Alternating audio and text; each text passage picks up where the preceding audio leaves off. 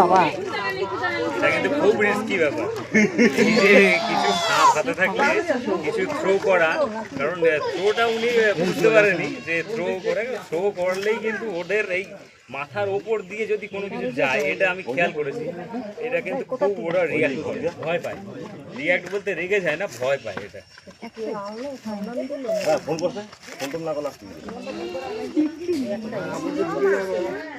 বাবা এদিকে শুনে আসো। যাবে না চাপ আছে।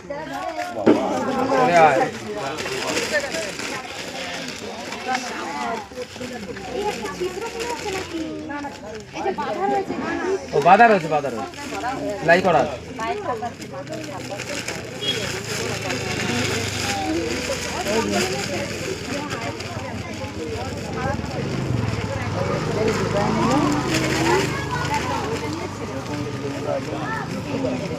দাদা বাড়ি কোথায়?